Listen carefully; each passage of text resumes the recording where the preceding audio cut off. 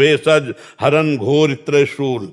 भगवान का नाम ही इस भव रोग की अचूक औषधि, इसलिए नाम जप करो, जो नाम प्रिय हो। और बात मानो, भगवान को अपना मान लो तो निहाल हो जाओगे। उनको पुत्र मान लो, उनको पिता मान लो, गुरु मान लो, जो मान लो, वो सब कुछ तैयार है। और आप देख लेना, अब मान के तो देखो उनको।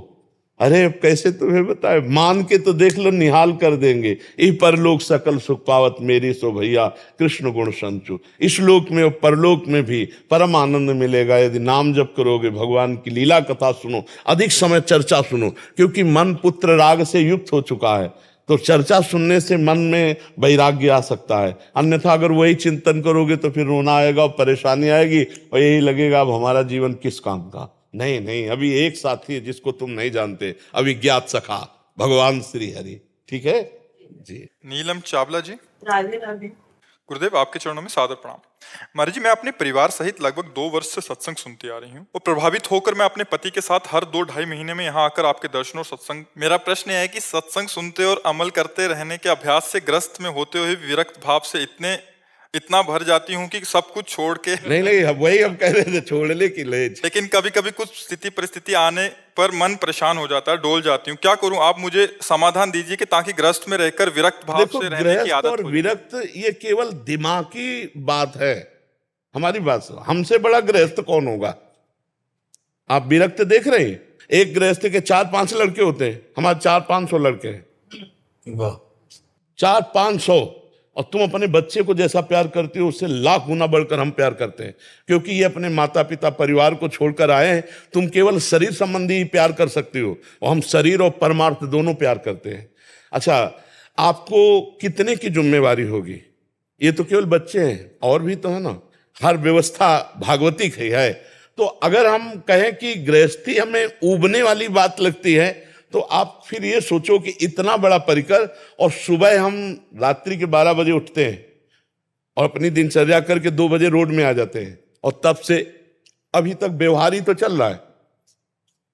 आप लोगों से मिलना, आप लोगों से प्रश्न उत्तर करना, यही तो चल रहा है ना। उबना नहीं होता है, तो कभी कभी कोई बात ऐसी हो जाती है कि उसमें मन दुखी होता है कि हम उधर के भी नहीं रह रहे और इधर के भी पूरे कोई खुश, मतलब दुनिया में भी कोई खुश नहीं होता, और हम पूरे भगवान की तरफ भी नहीं। क्यों पूरे भगवान की तरफ क्यों नहीं है? भगवान की तरफ जाने के लिए कोई कपड़ा बदलना या कोई मतलब व्यवस्था छोड़ना, ऐसा बिल्कुल नहीं। ये सब दिमागी स्तर छोड़ दीजिए।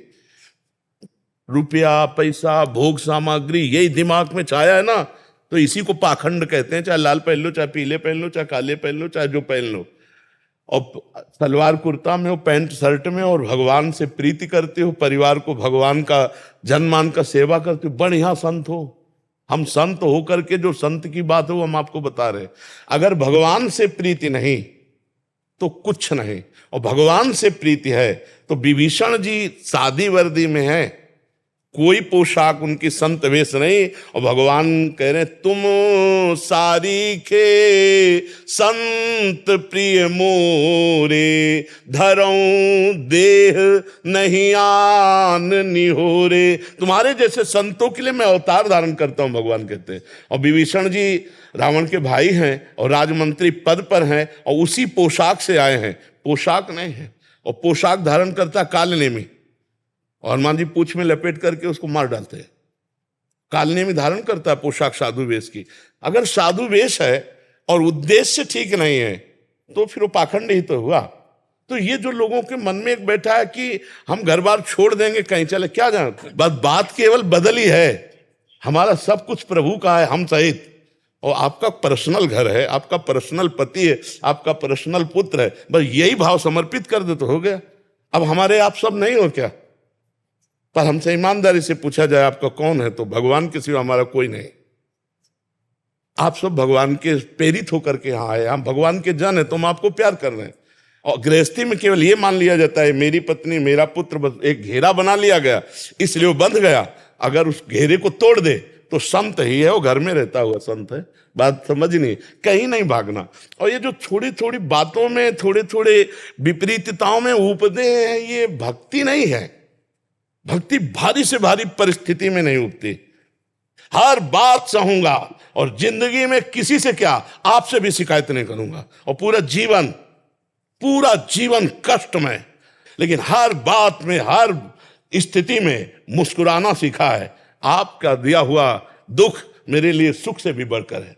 बस मस्ती मस्ती, मृत्यु का दुख है लेकिन मस्ती है।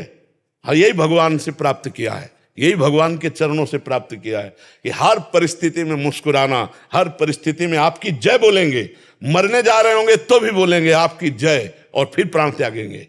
मस्त रहना। ये छोटी मोटी बातें, छोटे मोटे दुख, छोटी मोटी घबराहट की बातें आई, हमारी भक्ति क्षीण हो रही, हमारा भाव बिगड़ रहा है। अब ये मस्ती नहीं आई। जब मस्ती आए, हर दुखों को रौंदते हुए अपने प्यारे की